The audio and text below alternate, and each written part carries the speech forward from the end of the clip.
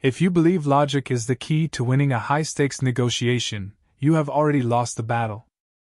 Audio crackles in, followed by a warm, resonant silence before the host begins speaking in a calm, measured, late-night FM DJ voice. Hello, and welcome back. I'm glad you're here. Today, we are going to walk through the fire. We are going to step into a world that most of us only see in movies, a world of high-stakes standoffs, bank robberies gone wrong, and life-or-death decisions made in the blink of an eye. But here's the twist. We aren't just going to look at this like a true crime documentary. We are going to look at it as a mirror for your own life. We are diving deep into the mind of Chris Voss, the FBI's former lead international kidnapping negotiator, and his groundbreaking work. Never split the difference. Specifically, we are going to dissect the first crucial section of this philosophy, the foundation. And if you think negotiation is just for guys in suits trying to buy a company, or police officers trying to talk a jumper off a ledge, I want you to pause. Stop right there. Because the central thesis we are exploring today is this: life is negotiation. Every single interaction you have, from getting your toddler to go to bed, to asking for a raise, to buying a car, is a negotiation. And the terrifying truth is that most of us have been doing it completely wrong. We've been taught to be rational. We've been taught to compromise. We've been taught to look for a win-win. And Chris Voss is here to tell us that win-win is often a disaster, that compromise is a dirty word, and that rationality is a liability when you are dealing with the human animal. Let's start where Voss starts, in the lion's den. Picture this. It's 2006. Chris Voss is an FBI agent. He's spent his career in the field, dealing with terrorists, kidnappers, and violent criminals. He decides to head to the ivory tower. He enrolls in a high-level negotiation course at Harvard Law School. Now, you have to understand the dynamic here. You have the street versus the elite. On one side, you have the Harvard academics, brilliant minds like Robert Nookin and Gabriella Blum. These are the people who write the textbooks. They teach the world that negotiation is a math problem. It's about logic. It's about analyzing the zone of possible agreement. On the other side, you have Voss. And he's feeling a little out of place. But then, Nookin challenges him. He invites Voss to a role play. Nookin plays the kidnapper, Voss plays the father. The scenario is a nightmare. Nookin has Voss's son and wants $8 million. Now, the academic approach says you should analyze the situation, look for leverage, maybe offer a split, find a logical argument. But Voss doesn't do that. He doesn't argue. He doesn't threaten. He doesn't even offer a counter number. He uses a voice, a specific, calm, downward-inflecting voice, and he asks a question. He says, "How am I supposed to do that?"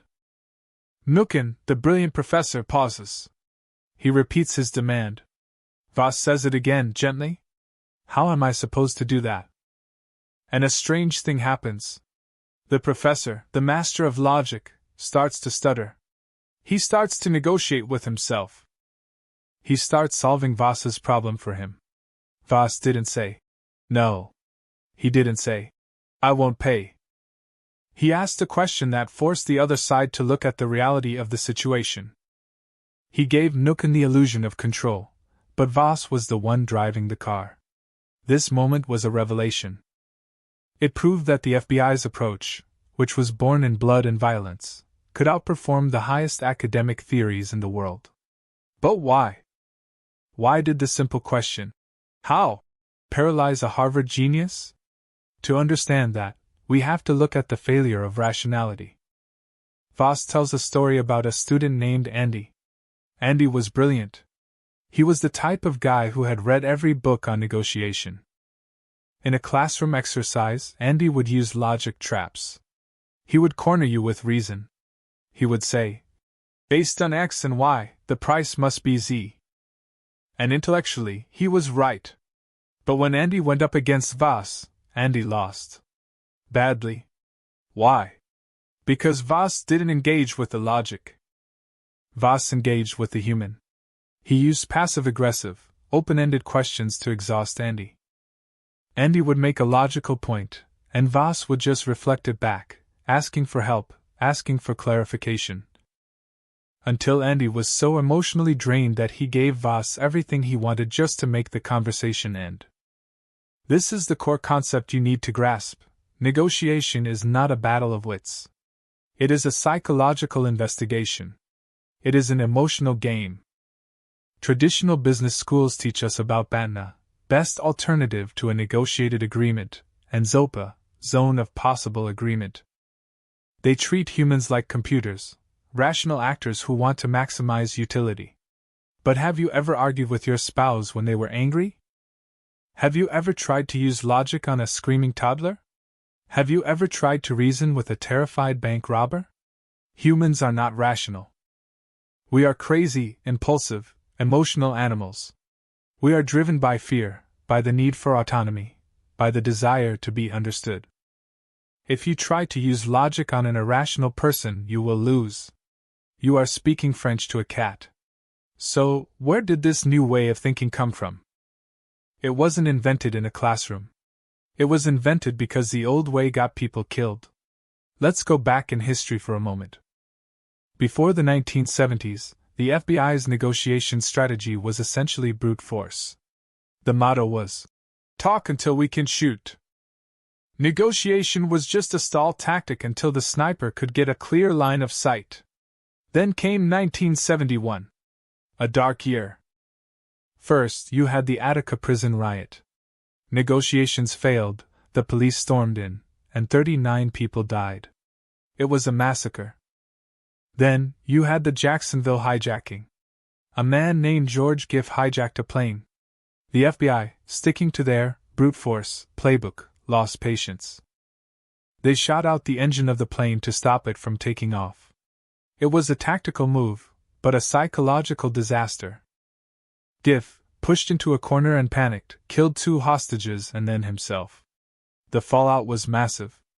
The courts actually stepped in. A U.S. appeals court ruled that the FBI was negligent. They said, and this is the legal turning point of history, a reasonable effort to negotiate must be made before tactical intervention. Suddenly, the FBI couldn't just wait to shoot. They had to actually talk. They had to learn how to de-escalate. They had to professionalize the art of human connection. For a while, they looked to the academics.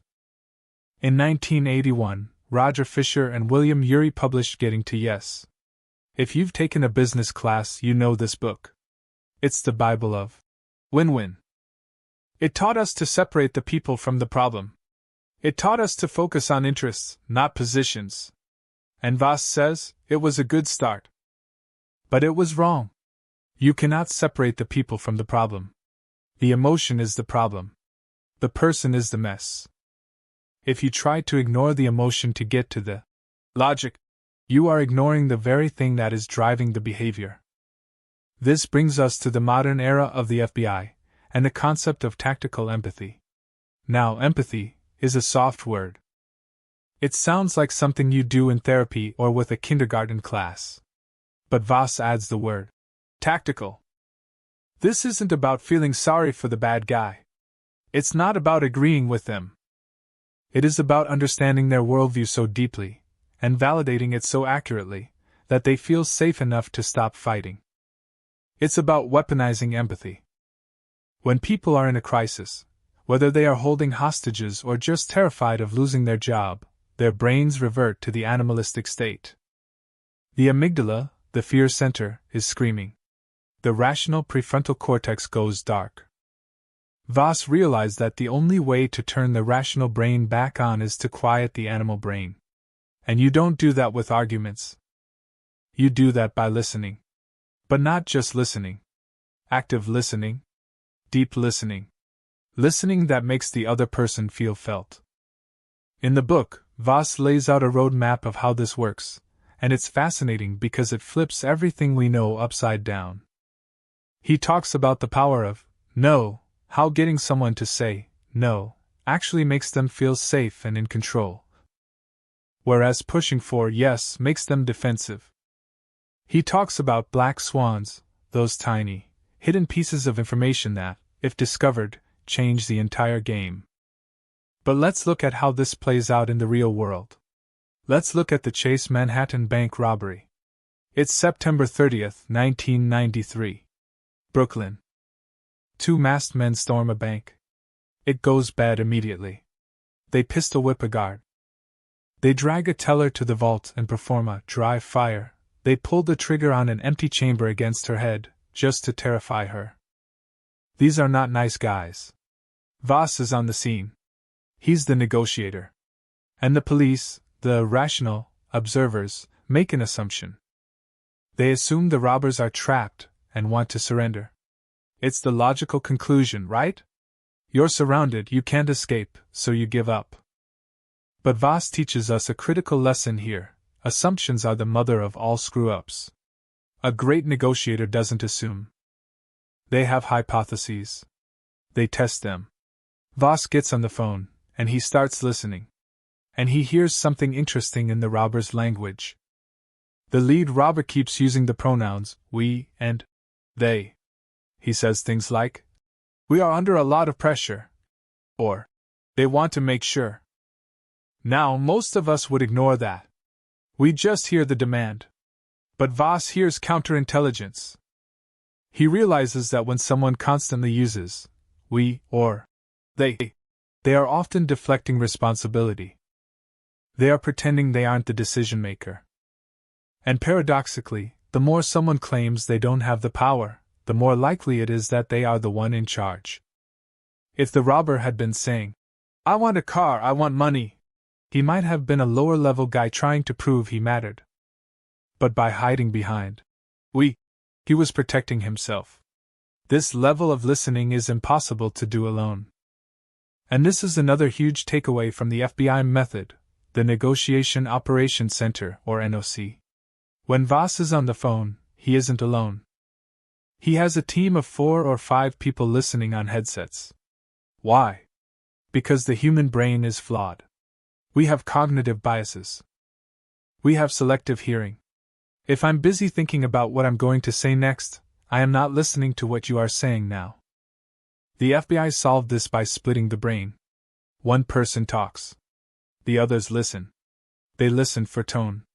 They listen for background noise. They listen for hesitate. They listen for the we and the they. It's a powerful metaphor for our own lives.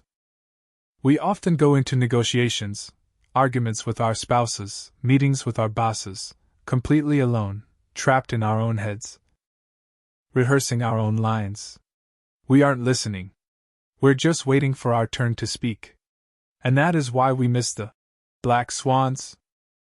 That is why we miss the deal. So, how do we actually do this? How do we apply tactical empathy without a team of FBI agents behind us? Voss gives us a tool. A tool so simple it feels like cheating. He calls it the Jedi mind trick. It's called mirroring. Now, in body language circles, mirroring means crossing your legs when the other person crosses theirs. That's not what this is. FBI mirroring is verbal. It is the art of repeating the last 3 words, or the critical 1 to 3 words, of what the other person just said. That's it. You just repeat it back. If someone says, "I'm really angry because the report was late, and it made me look bad," you simply say, "It made you look bad?" And then, and this is the most important part, you shut up. You embrace the silence. You wait. Why does this work? It seems too stupid to work. But psychologically it is profound. When you mirror someone, you are sending a signal to their subconscious that says, "I am like you. I hear you." It triggers a connection impulse. But more importantly, it forces them to elaborate. It forces them to rephrase. And in that rephrasing, they often reveal the truth they were hiding. They stop being defensive because you aren't challenging them, you're just reflecting them. Voss cites a study by psychologist Richard Wiseman, the waiter study. They looked at waiters in restaurants. One group used positive reinforcement. When you ordered a steak, they said, "Great choice," or "No problem." The other groups simply mirrored the order. You said, "I want the steak," and they said, "The steak." The result? The waiters who mirrored increased their tips by 70%. 70%. Just for repeating words back. That is the power of feeling heard. Let's see this in action in another high-stakes case, the Chris Voss standoff. This was a bank robbery that turned into a siege. Two bad guys, Chris Voss and Bobby Goodwin, are inside. They have hostages. Voss makes a mistake early on. He asks a direct question. "Are you Chris Voss?" The robber lies. No. Now Voss is stuck. He's hit a wall. So, what does he do? He pivots. He uses a mirror. He says, "You said no?" This simple reflection confuses the robber. It hits the reset button. The robber starts talking, leaking information. Then, the second accomplice, Bobby Goodwin, gets on the line. Bobby is panicked. He's the weaker link. He wants to come out, but he's terrified. He says, "I don't know how to do it." Voss doesn't give him instructions. He doesn't say, "Walk out the front door with your hands up." That's a command. Commands trigger resistance. Instead, Voss mirrors. Bobby says, "I don't know how to do it." Voss says, "What prevents you from doing it right now?" Wait, that's a question, not a mirror. But let's look at the interaction that led there. The mirroring built the rapport that allowed Voss to ask that calibrated question. But the real magic in the Chris Voss case wasn't just the words. It was the delivery. It was the late-night FM DJ voice. We have to talk about voice. Voss argues that your voice is your most powerful instrument. Most of us, when we are stressed, our voices go up. We get tight. We get fast. We sound nervous or aggressive. The late-night FM DJ voice is deep, slow, and calm. It's the voice of a jazz DJ at 2 a.m. It's downward inflecting. It says, "I am in control. I am not afraid. And you are safe." When Voss used this voice on Bobby Goodwin, it literally calmed Bobby's brain. It triggered a neurochemical reaction that lowered his heart rate. Even when the SWAT team outside started drilling into the wall, a massive mistake that almost got everyone killed, Voss's voice was the anchor that kept the robbers from pulling the trigger. Bobby surrendered. Then the hostages came out. Then Chris Voss surrendered. Nobody died. No money was paid. That is the power of tactical empathy. So, how do you use this? You aren't negotiating with bank robbers. You're negotiating with your boss. Let's say you have a type of boss. The kind of person who is aggressive, demanding, and doesn't listen. They come to you and demand something impossible. "I need 2 paper copies of every single file in this archive by tomorrow morning." The old you, the rational you, would fight. You'd say, "That's a waste of time. We have digital backups. I can't do that." What happens? The boss hears, "I'm lazy." The boss hears, "I'm challenging your authority." The boss explodes. Now let's try the Chris Voss way. The FBI way. Step 1: the voice. Late night FM DJ. Calm. Slow. Step 2: start with, "I'm sorry." This is a little social lubricant. It warns them that bad news is coming but takes the edge off. Step 3: mirror. Step 4: silence. The boss, "I need 2 paper copies of everything." You DJ voice, "I'm sorry, 2 copies?" Silence. Count to 4 in your head. The boss, "Yes, 2 copies. 1 for us, 1 for the client." You, "The client?" Silence. The boss, "Well, yeah, the client needs to see them. Actually, I guess they have the digital portal now." You, "The digital portal?" Silence. The boss, "Yeah, you know what? Just make sure the backups are secure. Forget the paper." Do you see what happened there? You didn't argue. You didn't push back. You just held up a mirror. You forced the boss to hear how ridiculous the request was. And because he came to the conclusion that the paper copies were unnecessary, he owns the decision. He doesn't feel like he lost. He feels like he solved the problem. That is the art of letting the other side have your way. So, as we wrap up this deep dive into the first section of Never Split the Difference, I want you to think about the interactions you have coming up today. Maybe you need to call customer service to dispute a bill. Maybe you need to talk to your partner about where to go for dinner. Maybe you need to get your kid to put on their shoes. Don't be rational. Don't rely on logic. Logic is for the classroom. Emotion is for the real world. Listen. Listen until it hurts. Listen for the we and the they. Mirror their words. You don't want to put your shoes on? Use the voice. Calm, slow, safe. And remember the lesson of the Harvard showdown. The goal isn't to beat them with your brilliance. The goal is to ask the right question. How am I supposed to do that?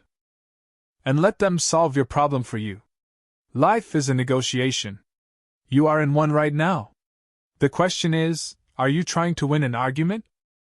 Or are you trying to get what you want? Until next time, keep listening.